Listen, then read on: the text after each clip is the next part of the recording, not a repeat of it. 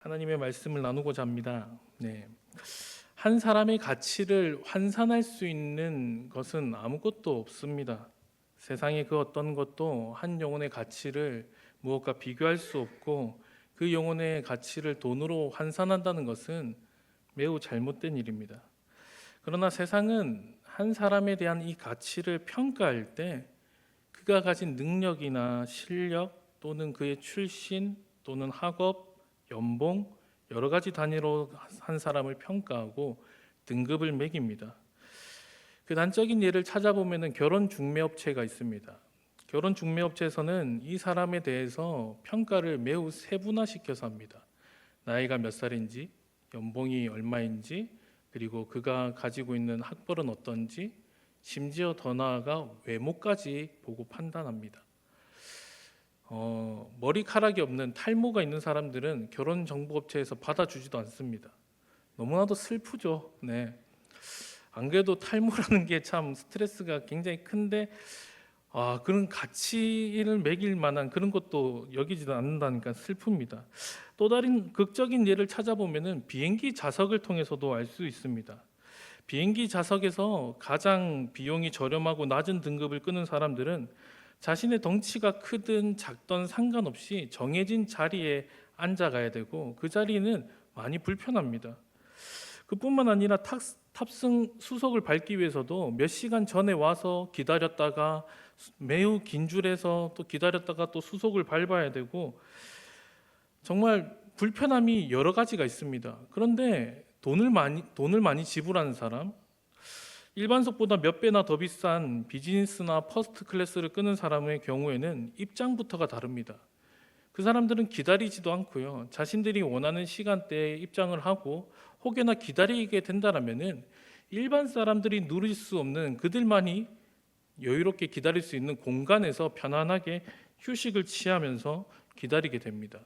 그리고 비행기 안에서는 더 차별이 심해지게 됩니다. 먹는 음식과 받는 서비스와 앉는 좌석과 모든 게 다 달라집니다. 자본주의 사회에서 흔하게 볼 수 있는 모습 중에 하나입니다. 권리와 혜택이라는 이 이름으로 포장하여서 다른 사람들과 다른 대우를 제공하고 편의를 받으면서 그 사람들은 마치 특별하다, 나는 특별한 존재다라고 생각하게 만듭니다. 결국 돈과 힘으로 사람들을 구별하고 차별하면서 사람들 간의 차이를 두게 만들기 시작합니다. 그만큼 세상에서는 돈으로 매길 수 없는 이 사람의 등급을 매기면서 한 사람의 가치를 평가절하합니다. 그렇게 차별을 행함으로써 내가 저 사람보다 좀 낫지, 저 사람은 나보다 좀 더 높은 존재야라고 생각하게 만들고, 그런 분위기를 만들어가면서 마치 계급이 없는 사회이지만은 하나의 계급을 만들어갑니다. 이러한 사고와 이러한 방식들은 자본주의 사회에서만 이루어진 것이 아니라 기존의 유대인들이 이러한 생각들을 비슷하게 가지고 있었습니다. 오늘 본문에 나오는 이 데가볼리라는 지역은 10개의 지역이라는 뜻을 가지고 있습니다. 갈릴리로 본다라면은 동쪽과 남쪽에 위치해 있는 이 도시들인데 이방인들이 머물러 있는 도시들이었습니다. 이 도시는 본래 그리스의 한 도시였음에도 불구하고 이 로마가 영토를 정복하면서 이 지역들을 10개로 나누면서 각각의 지역에마다 자치권을 부여했습니다. 본래 로마는 자치권을 부여하기보다는 모든 도시들을 로마화시키는 것에 가장 우선시, 가장 1차적인 목표로 삼았습니다. 그런데 유대인들 같은 경우에는 이게 잘 안 됩니다. 선민의식이라는 자부심, 나는 택함을 받았다라는 그 특권의식, 하나님의 자녀라는 그러한 생각 이상의 그런 자부심과 그런 특권의식으로 인해서 로마화시키는 게 어렵다는 겁니다. 그래서 로마가 이 데가볼리라는 지역을 점령한 후에 가만히 내버려 두는 것이 아니라 이 지역만큼은 자치권을 부여함으로써 유대 사회와 이 데가볼리 지역이 간극이 벌어지도록 만들어 버렸습니다. 서로 지역 간의 경쟁을 일삼으면서 얼마나 빨리 발전할 수 있는지, 얼마나 많은 문화와 혜택을 누릴 수 있는지 이들에게 자치권을 부여하면서 수많은 혜택들을 주었습니다. 그렇게 하면서 유대 사회 가운데 점점 이방인들과의 간극은 더 심하게 벌어지게끔 만들었습니다. 그럼에도 불구하고 유대인들은 이방인들과 상종하지 않았습니다. 왜냐하면 유대인들은 더럽다라고 생각했습니다. 그들은 부정한 존재, 그들은 말씀과는 무관한 존재. 그렇지만 우리는 하나님의 말씀으로 택함을 받은 거룩한 존재, 성결한 존재. 우리는 이 땅 가운데 같이 살아가지만은 그들과 섞일 수 없는 정말로 특별한 존재라는 그런 착각을 가지고 살았습니다. 그렇게 이 데가볼리 지역과 갈릴리 지역은 마치 경쟁하듯이 동과 서로 나뉘어서 그 문화와 누리고 있는 혜택과 이 모든 부분들에 대해서 비교가 될 수밖에 없었습니다. 비교가 될 뿐만 아니라 시간이 흐르면 흐를수록 각 지역의 색깔은 더욱더 뚜렷해지다 보니 유대인들이 데가볼리 지역으로 가는 경우는 없었습니다. 반대로 데가볼리 지역의 사람들도 유대인들이 사는 갈릴리 지역이나 예루살렘에 오는 경우는 찾아볼 수가 없었습니다. 이러한 배경 속에서 예수님께서 제자들에게 한 말씀을 합니다. 마가복음 4장 35절 말씀입니다. 그날 저물 때에 제자들에게 이르시되 우리가 저편으로 건너가자. 여기에서 저편은요, 바로 데가볼리 지역을 향해서 말하는 겁니다. 제자들의 입장에서 이 말씀은 굉장히 상식에서 벗어난 행동입니다. 심하게 말하면은 이해할 수도 없고, 예수님이 무슨 생각을 가지고 계시지? 무슨 의도를 가지고 계시지? 이분이 과연 유대인이 맞으신가? 라는 의심이 들 만큼 충격적인 말이었습니다. 분명 유대인들이라면은 결코 가지 않는 그 지역에 왜 갑자기 가자고 하시지? 라고 말할 때 제자들은 의문을 품을 수밖에 없었습니다. 그런데 예수님께서 이곳에 가자고 했었을 때 가는 여정도 쉽지가 않습니다. 교류가 워낙 안 되다 보니 갈릴리 호수를 지나가야 됩니다. 가는 교통편도 불편하고요. 가봤자 자신들을 환영해 주지 않을 것도 분명히 뻔했지만은 예수님께서 가자고 하시니 제자들은 갈 수밖에 없었습니다. 그렇게 해서 예수님의 말씀을 따라 데가볼리 지역을 향해 가는 중에 이 갈릴리 호수, 바다만큼 큰 이 호수에 광풍이 일어나게 됩니다. 47절은 큰 광풍이라고 말을 하는데 미칠 광자를 써서 정말로 목숨을 잃을 만큼의 엄청난 큰 폭풍우를 만나게 됩니다. 이런 폭풍을 만나면서 여러 가지 고통과 여러 가지 고난과 겪어도 되지 않을 일들을 겪으면서 많은 생각들을 했을 겁니다. 왜 예수님께서 데가볼리 지역을 가자고 하셨지? 왜 굳이 가자고 하셔가지고 겪지 않아도 되는 이런 일들을 겪어야 되나? 불평과 불만이 나올 수 있는 상황이었습니다. 그런 상황 속에서 광풍을 만나고 시간이 지나면 잠잠해질 줄 알았는데 이 광풍은 자신들의 생명까지 위협하게 되었습니다. 그러자 너무나도 무섭고 두려움 가운데 빠지게 되자 여기로 오자고 하셨던 그 예수님을 찾는데 정작 그 예수님은 보이지가 않습니다. 참 답답하지 않겠습니까? 모두가 하기 싫은 일들을 제안한 사람이 억지로 그 사람에게 설득당해서 하는 일에 대해서 정작 당사자가 없으면은 불평과 불만이 더 쌓이지 않겠습니까? 예수님께서 어디 계신가 살펴보니 예수님께서 주무시고 계시는 겁니다. 광풍이 몰아치고 있는 상황 속에서 억지로 예수님의 말씀에 순종하여서 가는 것도 참 내키지 않는데 가자고 하신 예수님은 자신들이 처한 이 상황에서 목숨까지 위협받는 이 상황 속에서 편안하게 주무시고 계시는 것을 볼 때 답답함과 불만과 정말로 마음 가운데 불신이 가득 차오르지 않았겠습니까? 그래서 예수님 앞에 제자들이 묻습니다. 말합니다. 그리고 마가복음 4장 38절의 말씀 하반절인데요. 선생님이여 우리가 죽게 된 것을 돌보지 아니하시나이까? 예수님 도와주십시오. 이게 아니라 예수님 우리가 죽게 된 거는 지금 눈에 안 보이십니까? 지금 왜 쓸데없는 고집을 피우시나요? 마치 이렇게 말하는 것과 동일합니다. 이러한 제자들의 불평과 불만 앞에 예수님께서는 왜 이렇게 믿음이 없느냐라고 꾸짖으시면서 제자들 앞에서 이 강풍을 잠잠케 하십니다. 바다여 잠잠하라 하시니 바로 잠잠하게 되고 제자들은 이 모습을 볼 때 과연 바다를 잠잠케 하시는 이분이 과연 누군가라고 다시 한 번 더 생각을 하게 됩니다. 이것을 통해서 알 수 있는 것은 우리가 예수님의 말씀을 따라 한 걸음 한 걸음 나아갈 때 우리의 인생 가운데 이해할 수 없는 일들이 항상 일어나게 됩니다. 예수님의 말씀에 순종할 때, 예수님의 말씀 앞에 복종할 때 우리의 삶은 형통하기보다는 오히려 우리의 생각과는 다른 일들이 벌어지기 쉽고 우리의 상식과는 벗어난 일들이 일어날 때가 있다는 겁니다. 그럴 때 우리의 믿음이 어떠한 믿음인가? 진가가 드러난다는 것을 보여주고 있습니다.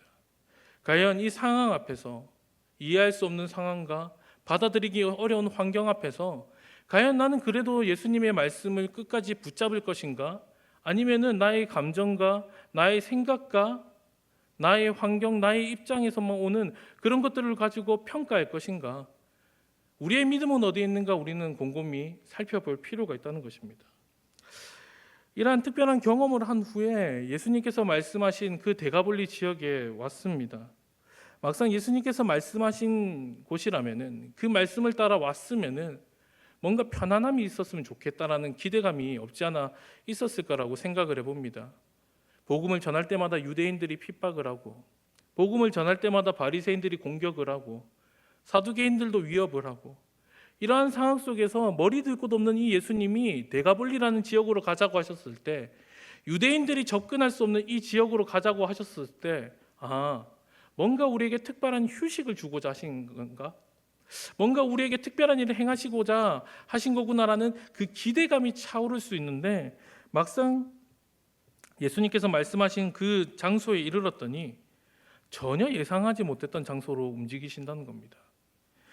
유대인들에게 있어서 무덤은 가지 말아야 되는 장소입니다.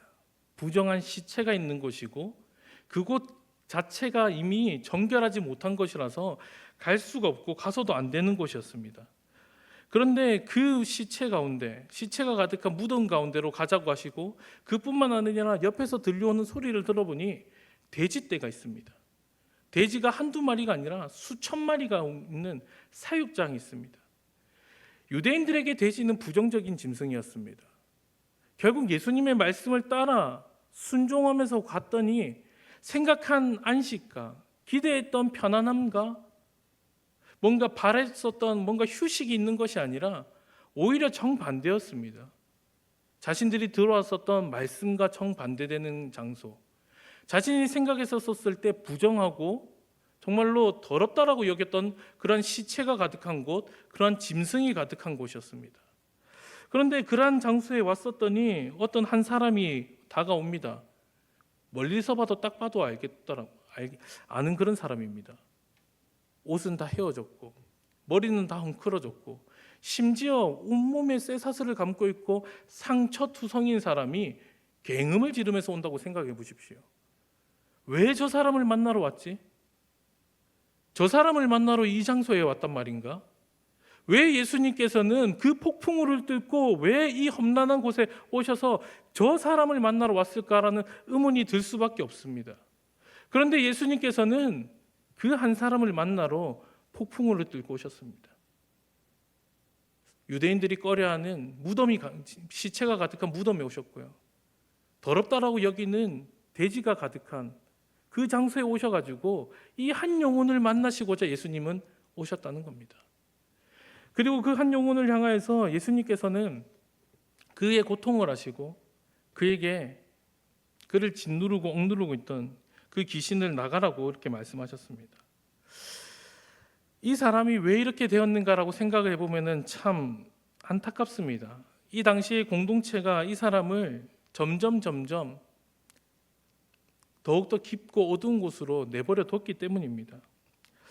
밤낮 무덤 사이에서나 산에서나 늘 소리 지르며 돌로 자기의 몸을 해치고 있었다라고 5절은 말합니다. 이 말은 자신에게 도움을 청해 줄 사람, 자신을 도와줄 사람뿐만 아니라 구원해 줄 사람이 주변에 아무도 없었다는 것입니다. 반대로 말하면은 이 사람이 속해 있는 이 공동체는 이 한 사람을 격리시켰다는 겁니다. 다르게 말하면요, 자신들에게 이익이 되지 않는 사람, 자신들에 있어서 목적을 방해하는 사람, 유익이 되지 않는다라고 판단되었기 때문에 이 사람을 가두어 버렸다는 겁니다. 처음부터 가두진 않았다라고 이야기를 하죠. 통제하려고 했고 제어하려고 했다고 말합니다. 그런데 통제가 불능되고 제어가 되지 않자 이곳에 쇠사슬로 묶어놨더니 심지어 그것만저도 끊어버리고 자신을 상해하고 사람들을 공격했다는 겁니다. 도움이 필요한 사람을 제어하고 통제하는 게 맞습니까? 치료하고 그들을 보살피는 게 맞습니까? 당연히 치료하고 보살피는 게 맞습니다. 그런데 수많은 이방 사람들, 자본을 추구하고 이익을 추구하고 자신들에게 있어서 성과를 추구하는 사람들의 입장에서 볼 때 이 사람은 방해 요소였다는 겁니다. 그렇기 때문에 이 사람은 자신들에게 있어서 격리되어야 되는 존재, 자신들에 있어서 앞길을 막는 존재로 분류했고 이 사람을 격리시켰다는 겁니다.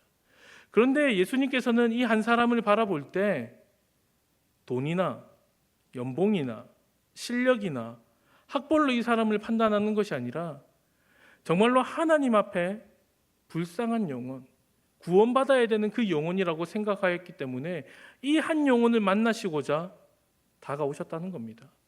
이 영혼을 만나러 가시는데 폭풍우가 말립니다. 가지 못하도록 폭풍우가 나타나 예수님께서 타고 계신 배를 무너뜨리려고 하자 예수님은 그 폭풍우 앞에서 잠잠하라고 이야기합니다.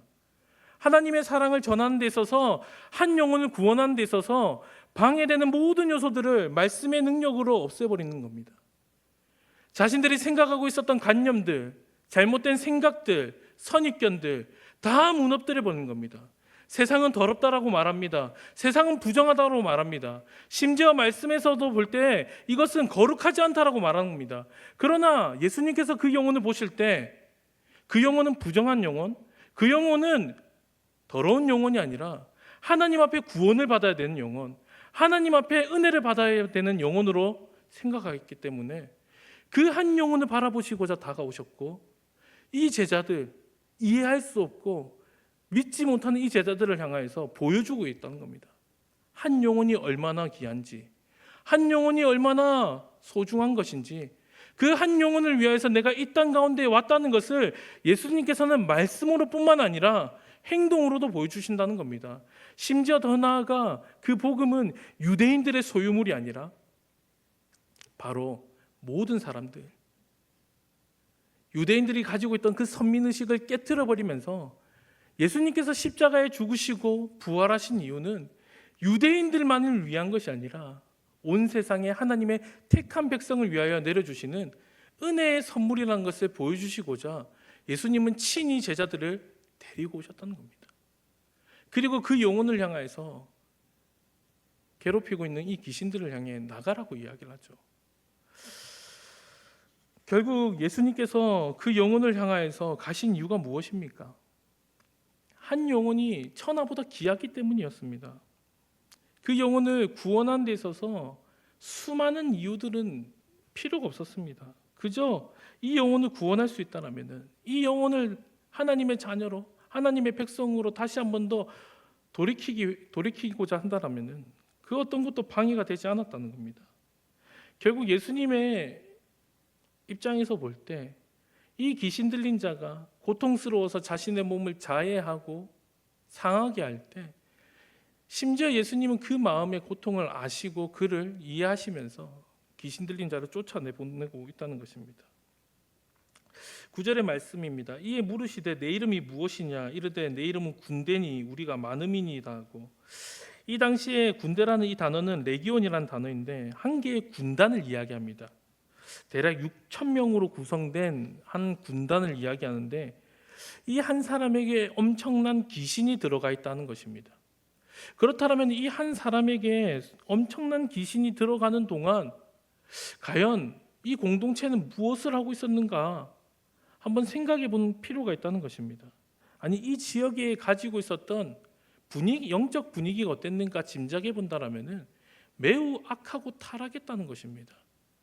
초반에 말씀드렸다시피 유대 지역과 경쟁을 부추기 위해서 자치권을 부여했습니다. 자치권을 부여했다는 말은 이 도시가 발전할 수 있는데 수많은 혜택뿐만 아니라 여러 가지 제약들이 걸려 있다라면은 다 풀어주었다는 겁니다. 즉 돈을 위해서라면은, 자신들이 이루고자 하는 목표를 위해서라면은 수단과 방법을 가리지 않아도 됐고 수많은 불법이 자행했다는 겁니다. 다르게 말하면요, 우상 숭배가 가득했고 그 우상 숭배를 통하여서 음란과 향락의 문화가 가득했다는 겁니다. 그 가운데 치료가 필요한 이 한 영혼을 바라볼 때 더 깊은 악한 구덩이로 빠뜨리게 만든 게 이 공동체였다는 것입니다. 결국 이 공동체는 한 영혼의 소중함을 몰랐습니다. 세상은 그렇게 판단합니다. 한 영혼을 가치 없는 존재, 한 영혼에 대해서는 그냥 보잘것없는 존재로 봅니다. 그러나 우리 예수님께서는 한 영혼을 바라보실 때 보잘것없는 존재, 가치 없는 존재가 아니라 천하 만물보다 귀한 존재, 그 누구보다도 소중한 존재라고 말씀하고 있습니다. 그뿐만 아니라 이 우리 예수님께서는 이 불쌍한 영혼을 향하여서 구원해 주실 뿐만 아니라 더 나아가 이 지역 자체도 변화시켜 주시고자 이곳 가운데 오셨다는 것입니다. 한 사람을 구원하실 뿐만 아니라 이 사람을 통하여서 복음이 전파되기를 원하셨다는 것입니다. 그래야 해서 이 많은 사람들이 이 한 영혼이 하나님 앞에 나음을 받고 예수님께 치유함을 받고 멀쩡한 모습을 볼 때 수많은 사람들이 다가왔습니다. 예수님의 능력을 경험했습니다. 그런데 예수님의 능력을 경험하고 수많은 기적들을 일으키셨다는 그 소식을 듣고 왔는데 자신들의 돼지떼가 상한 것을 봤습니다. 귀신들을 내쫓아 보내시는데 돼지떼에게 보냈다는 겁니다. 예수님께서 굳이 이렇게 하신 이유가 무엇이었을까요? 돼지는 곧 우상에게 드리는 제물이었다는 겁니다. 즉 이들이 드리고 있는 우상 숭배를 타파하시고자 결국에 이 제물들을 없애버렸다는 겁니다. 그런데 이들의 입장에서 볼 때 예수님이 행하신 기적보다 자신들이 지금 당장 입은 손해가 더 크게 보인다는 겁니다. 예수님께서는 한 영혼을 구원하시기 위해서 돼지떼 2,000마리 정도는 중요하지 않다라고 생각합니다. 더 나아가 이들이 드리고 있는 우상 숭배 잘못된 것이라고 말씀해 주고 있습니다. 그러나 믿음이 없는 이 사람들의 입장에서 볼 때 예수님이 보여주신 기적, 예수님이 보여주신 그 놀라운 은혜의 말씀, 그것은 가치 없는 것이라 생각하고 지금 당장 내가 입은 손해만 더 중요하다라고 생각을 합니다.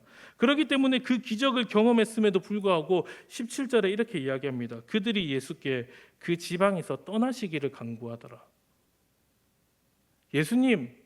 예수님께서 행하신 그 기적을 바라볼 때 우리 가운데 더 머물러 계시면서 우리에게 생명의 복음을 더 전하여 주십시오, 말씀하여 주십시오가 아니라 당장 떠나십시오.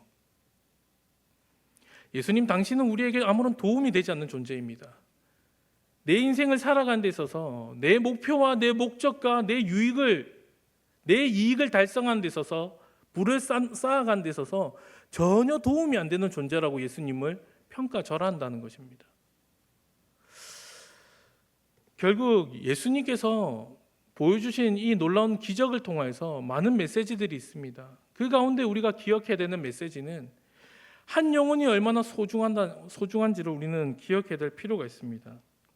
예수님이 강풍을 뚫고 제자들의 생명이 위협받으면서까지 힘겹게 가는 목적은 한 영혼을 구원하시기 위함이었습니다.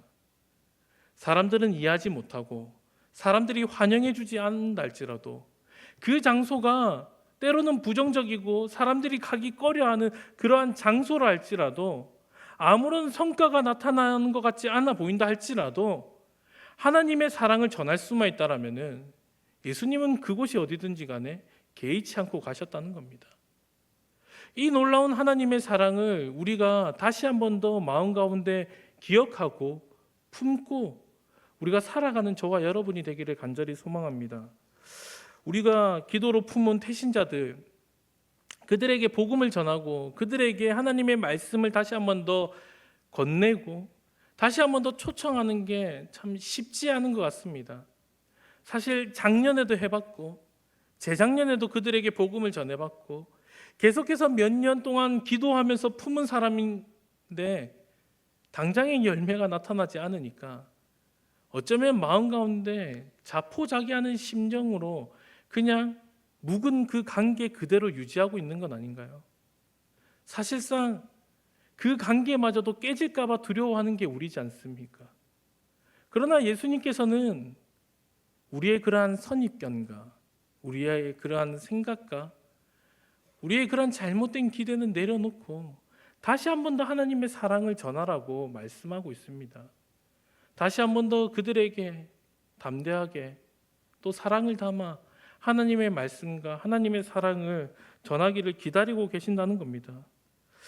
결국 그 하나님의 사랑을 전할 때 우리의 시기가 아니라 우리의 방식이 아니라 하나님께서 원하시는 때에 하나님이 원하시는 방법대로 그 영혼을 하나님의 품으로 돌아오게 하실 것이라는 겁니다. 그 사실을 기억하면서 우리의 마음 가운데 다시 한 번 더 이 예수님의 사랑을 기억하고 또 다짐하면서 우리가 사랑하고 정말로 우리가 기도로 품은 그 영혼들에게 복음을 다시 한 번 더 전하고 힘쓰는 저와 여러분이 되기를 소망합니다.